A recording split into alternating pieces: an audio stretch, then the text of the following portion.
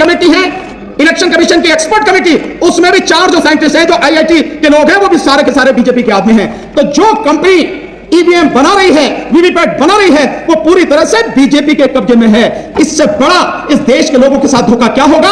और इसी को उसका सच दुनिया के सामने लाके, उसका पर्दाफाश करके, ईवीएम को हटा के उसे सत्ता में आने से रोका जाए। जो धीरे धीरे हम लोग बता रहे हैं वो सच्चाई, जो धीरे धीरे करके सामने आ रही है वो सच्चाई कि इस देश में एक इंडिपेंडेंट इलेक्शन कमीशन हुआ करता था, वो आज की तारीख में इस देश के प्रधानमंत्री का गुलाम बन चुका है, उसकी जेब में रखा हुआ, पॉकेट में रखा हुआ सामान बन चुका है। कि सरकार और इलेक्शन कमीशन बिल्कुल एक है, कहीं भी अलग नहीं है। जबकि इस देश के संविधान ने अनुच्छेद 324 के तहत इस देश के लिए एक इंडिपेंडेंट, पूरी तरह से स्वतंत्र इलेक्शन कमीशन बनाया था, और वो पूरी तरह से स्वतंत्र रहे, उस पर किसी का दबाव ना हो, कहीं से भी कोई उसको छेड़ ना सके, उसके लिए सारे संवैधानिक प्रावधान किए थे। तथागत बुद्ध बाबा साहेब डॉक्टर भीमराव अंबेडकर जी, शाहू जी महाराज, मान्यवर साहब काशीराम जी, राष्ट्रपिता ज्योतिबा फुले, माता सावित्रीबाई फुले, ईवी रामास्वामी नायकर पेरियार जी, और इस देश में जन्मे सभी संतों और महापुरुषों के चरणों में कोटि कोटि नमन करते हुए आज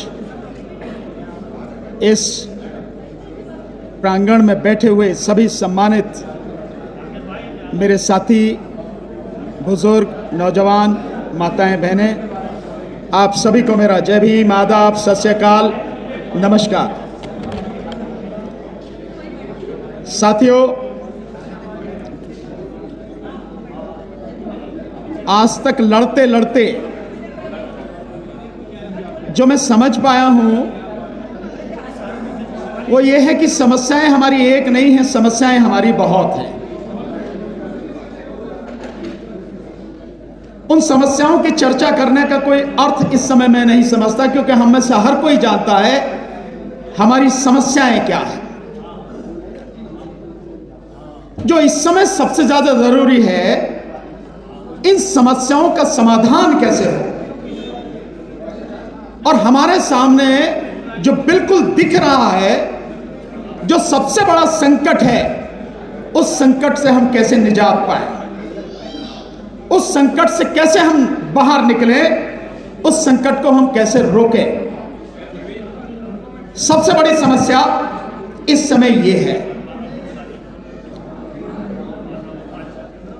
और मैं समझता हूं कि इस समय जो आपातकाल है वो एक ही है कि किस तरह से मोदी को उसका सच दुनिया के सामने लाके, उसका पर्दाफाश करके, ईवीएम को हटा के उसे सत्ता में आने से रोका जाए। इसके अलावा दूसरा मुझे नहीं लगता कुछ भी है। अगर हम ईवीएम को रोक पाए तो निश्चित रूप से हमारी जो बाकी दिक्कतें हैं, बाकी समस्याएं हैं, उनका समाधान का रास्ता भी निकलना शुरू हो जाएगा। लेकिन पहले हर सूरत में ईवीएम को हमें रोकना पड़ेगा, और 2024 का चुनाव किसी कीमत पे भी ईवीएम से ना हो पाए, इसके लिए लड़ना पड़ेगा। मैं लड़ाई की बात कर रहा हूं, केवल सुनने की नहीं, लड़ना पड़ेगा।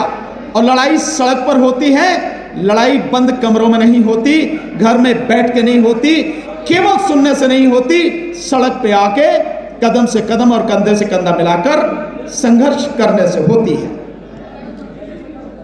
अगर 4 महीने, आने वाले 4 महीने, आज 30 जनवरी है, कल 31 और उसके बाद में फरवरी का महीना शुरू हो जाएगा।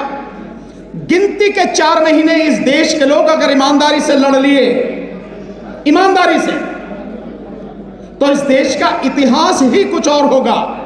जो वो रचना चाह रहे हैं उससे बिल्कुल उलट होगा अगर ईमानदारी से आप लड़ लिए तो। और जितने लोग यहां बैठे हैं, अगर इन्होंने भी ईमानदारी से काम किया तो दिल्ली को खड़ा करने में 15 दिन से ज्यादा नहीं लगेंगे। और अकेली दिल्ली अगर खड़ा हो गई तो सरकार घुटनों पर आ जाएगी, अगर दिल्ली खड़ा हो गई तो अब हमें सिर्फ काम ही करना है। और काम क्या करना है? वो सच्चाई जो धीरे धीरे हम लोग बता रहे हैं, वो सच्चाई जो धीरे धीरे करके सामने आ रही है, वो सच्चाई कि इस देश में एक इंडिपेंडेंट इलेक्शन कमीशन हुआ करता था, वो आज की तारीख में इस देश के प्रधानमंत्री का गुलाम बन चुका है, उसकी जेब में रखा हुआ, पॉकेट में रखा हुआ सामान बन चुका है। उसको, उस रिश्ते को दुनिया के सामने बताना है। वो क्या है रिश्ता? हमने बाकायदा आरटीआई के माध्यम से खुलासा करके बताया कि सरकार और इलेक्शन कमीशन बिल्कुल एक हैं, कहीं भी अलग नहीं है। जबकि इस देश के संविधान ने अनुच्छेद 324 के तहत इस देश के लिए एक इंडिपेंडेंट, पूरी तरह से स्वतंत्र इलेक्शन कमीशन बनाया था, और वो पूरी तरह से स्वतंत्र रहे, उस पर किसी का दबाव ना हो, कहीं से भी कोई उसको छेड़ ना सके, उसके लिए सारे संवैधानिक प्रावधान किए थे। लेकिन इस ईवीएम को लाकर, इस ईवीएम के माध्यम से जो कंपनियां मशीनें बना रही हैं, एक ECIL हैदराबाद यानी electronic corporation of India limited, और दूसरी BEL भारत इलेक्ट्रॉनिक्स लिमिटेड, ये जो दोनों कंपनियां बना रही हैं, ये दोनों कंपनियां भारत सरकार की हैं। ये बाकायदा आरटीआई के माध्यम से हम लोगों ने खुलासा किया, और आज एक और खुलासा किया है, बल्कि वो कई टीवी चैनल्स पर लगातार चल रहा है। और वो खुलासा ये है कि ये जो आपकी कंपनी है ना, BEL भारत इलेक्ट्रॉनिक्स लिमिटेड, जो सॉफ्टवेयर डेवलपमेंट का काम कर रही है, और सॉफ्टवेयर को और उस चिप को दोनों को असेंबल कर रही है, ये बीजेपी की एक तरह से संस्था है, बीजेपी की, भारत सरकार की नहीं। वो क्या है खुलासा कि जो BEL कंपनी है, इस BEL कंपनी में कुल 7 डायरेक्टर हैं, और उन 7 डायरेक्टरों में से 4 बीजेपी के पदाधिकारी हैं। 4। तो BEL कंपनी जो है, भारत इलेक्ट्रॉनिक्स कंपनी लिमिटेड जो है, BEL न रह के आज की तारीख में बीजेपी इलेक्ट्रॉनिक्स लिमिटेड बन गई है, भारत इलेक्ट्रॉनिक्स लिमिटेड की जगह पर। यानी कि जो कंपनी मशीन बना रही है, उसमें कौन व्यक्ति है?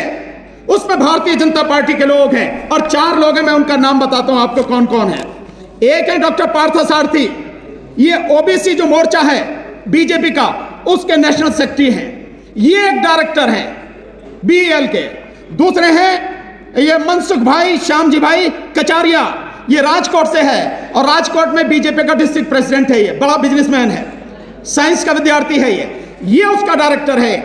और तीसरा है शिवनाथ यादव, ये उपाध्यक्ष है उत्तर प्रदेश भारतीय जनता पार्टी का, और बनारस का रहने वाला है ये व्यक्ति, ये भी उसका डायरेक्टर है। और चौथा है श्रीमती श्यामा सिंह, ये फॉर्मर वाइस प्रेसिडेंट रही है बिहार से बीजेपी की, ये भी डायरेक्टर है। यानी 7 में से 4 डायरेक्टर उस कंपनी के जो बिल्कुल अलग होनी चाहिए थी, उसमें ये बीजेपी के लोग हैं। और ये सारे वो लोग हैं जो सॉफ्टवेयर डेवलपमेंट का काम करते हैं, और सॉफ्टवेयर और जो चिप है वो कैसे काम करेगी वो करते हैं। मोटे मोटे शब्दों में कहो कि किस पार्टी को, किस कैंडिडेट को कितनी वोट देनी है, कितनी नहीं देनी, किसको जिताना, किसको हराना, ये सारा वो काम ये कर रहे हैं।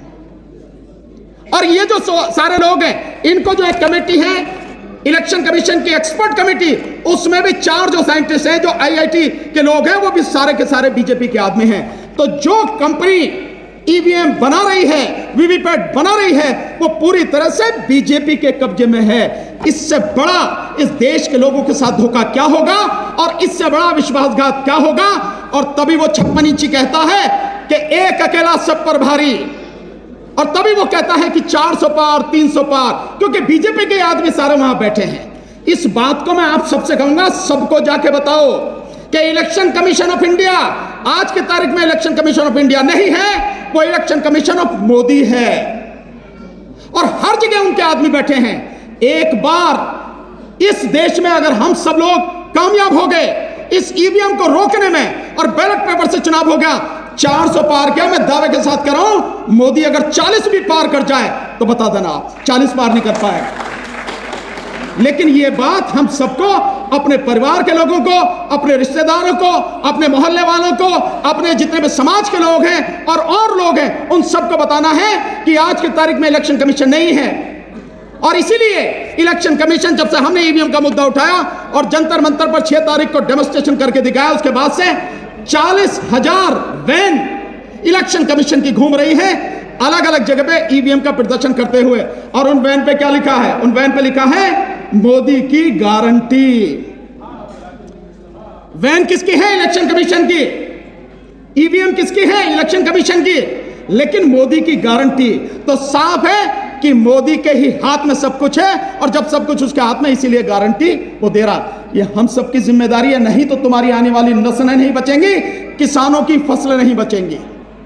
इसलिए ये सिर्फ 4 महीने हैं। इन 4 महीनों में जितनी मजबूती के साथ लड़ सकते हो लड़ो, लोगों को जगाओ, सड़क पर लेकर आओ, और चाहे जो भी कुछ हो जाए, मरना है तो शान से मरेंगे, लड़के मरेंगे, गीदड़ की मौत क्यों मरेंगे, घर में बैठ के क्यों मरेंगे, सड़क पर मरेंगे। यही हमें काम करना है। अगर ये कर पाए तो हम अपने बच्चों के सामने आंखें मिलाकर खड़े हो सकेंगे, अपने बच्चों का भविष्य बचा पाएंगे। अन्यथा बचेगा कुछ नहीं, कुछ भी। ये हम जातिगत जनगणना की बात करते हैं, मेरा बार बार ये रहा है, काहे को जरूरत है आपको इनसे कहने की कि तुम जातिगत जनगणना कराओ? अरे ईवीएम हटाओ, सत्ता में तुम खुद आओ, अपने आप जैसी चाहो जनगणना कर लेना, क्या दिक्कत है इसमें? जिस आरक्षण की बात कर रहे हो वो किसी कीमत पर आपको आरक्षण नहीं देंगे। ये निजीकरण, ये ठेका प्रथा, ये सब कुछ आरक्षण को खत्म करने का हर वो ऑलमोस्ट इसे खत्म कर चुके हैं। कुछ नहीं मिलेगा। रोना धोना बंद करो, यूं हाथ रख के भीख मांगना बंद करो, शेर के पंजे की तरह बनाओ, और इनसे अपना हक, अपने बच्चों का हक छीन लो, तभी बात बनेगी। बहुत बहुत लेटेस्ट अपडेट पाने के लिए हमारे चैनल क्लाउड न्यूज को अभी लाइक करें, सब्सक्राइब करें और बेल आइकन दबाना बिल्कुल ना भूलें।